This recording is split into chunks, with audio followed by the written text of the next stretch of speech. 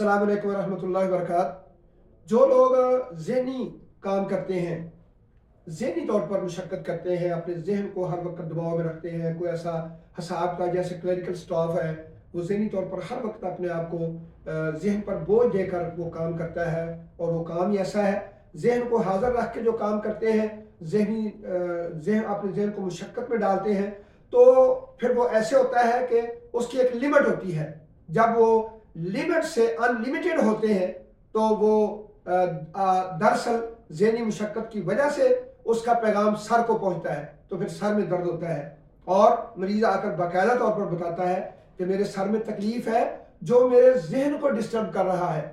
मेरा जहन जो है ऐसे जैसे जाग रहा है, मेरा जहन जो है ऐसे जैसे अगर एक साल पहले मुझे 10 चीज़ें की 10 याद रहती थी, तो अब 10 में से 5 याद रहती, 5 भूल जाती हैं, तो लिहाजा मेरा जहन बहुत मुतासर हो रहा है। ये सर दर्द मुझे खाए जा रही है, दिमागी तौर पर मुझे डिस्टर्ब कर रही है।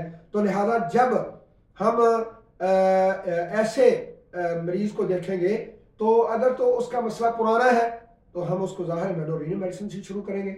अगर उसके ख़ानदान की हिस्ट्री है फिर भी मेडोरिन से शुरू करेंगे। अगर उसका मिजाज बलगमी है तो फिर हम उसको ट्यूबरकुलिन से शुरू करेंगे। अगर वो किसी माहौल में ऐसा मैला कुचैला रहता है, दफ्तर साफ नहीं करता, कपड़े नहीं धोता, उसकी सोच गंदी है, मनफी सोच का रखने वाला है, बड़ा होशियार चलाक है, अभी जनाब ऐसी डॉक्टर साहब दवाई दो बस एक ही खुराक बाकी काफ़ी हो जाए मेरे लिए, तो बतूनी हो तो उसका हम इलाज सल्फर से शुरू करेंगे। अगर वो मोटापे के अंदर मुब्तला है तो उसका हम करकेरिया कार्ब से इलाज शुरू करेंगे। और उसके अंदर जो सीवीसी फूगा और नेट्रोम्योर है, ये उसकी कॉन्स्टिट्यूशनल मेडिसिन है जो उसके कारोबारी तौर पर जो ज़हनी मुशक्क़त करता है, ये उसको जो है वो